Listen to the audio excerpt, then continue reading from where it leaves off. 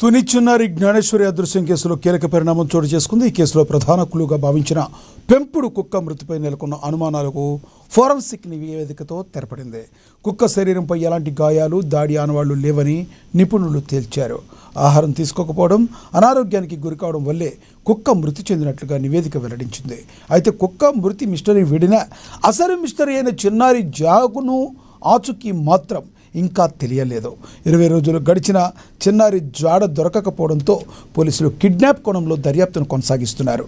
జాను కోసం సాగిన గాలింపు చర్యలు ఇప్పుడు మరో దిశలో కొనసాగుతున్నాయి. అసలు జాను ఎక్కడుంది, ఏం జరిగింది అన్న ప్రశ్నలకు సమాధానం కోసం పోలీసులు దర్యాప్తు ముమ్మరం చేశారు.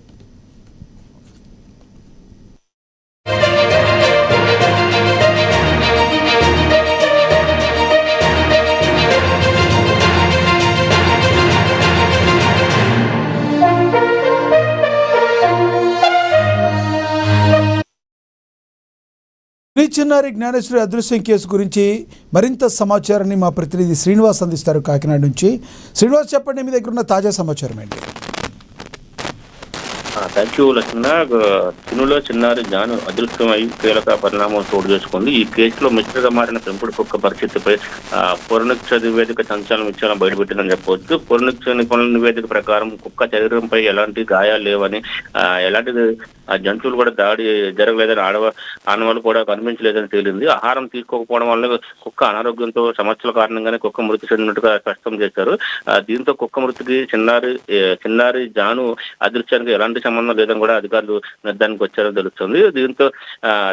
దీంతో దర్యాప్తు బృందం ఇప్పుడు పూర్తిగా చిన్నారి అదృశ్యమైన ఘటనపైన దృష్టి సారించి ఇప్పటికైనా కుటుంబ సభ్యులు, బంధువులు, స్థానికులతో పలుమార్లు విచారణ నిర్వహించిన పోలీసులు ఘటన జరిగిన ప్రాంతంలో సీసీటీవీ దృశ్యాలు, సెల్ ఫోన్ కాల్ ఇతర సాంకేతిక ఆధారాలను కూడా మరోసారి పరిశీలిస్తున్నట్టుగా తెలుస్తుంది.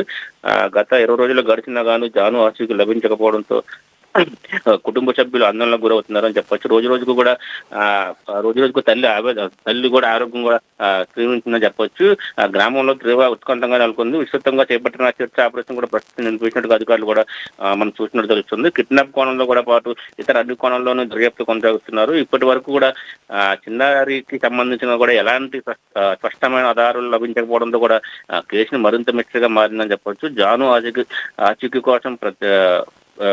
కోసం ప్రత్యేక బృందాలు తమ దర్యాప్తును వేగవంతం చేస్తామని చెప్పి ఒక పక్క డిపార్ట్మెంట్ వాళ్ళు ఎన్డీఆర్ఎఫ్ కానీ ఎస్డీఆర్ఎఫ్ కానీ తెలుస్తున్నాయి.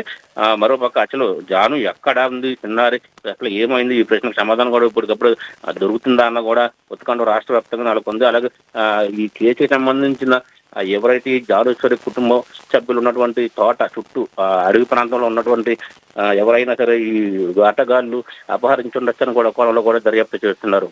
లక్ష్మణ. Thank you Srinivas.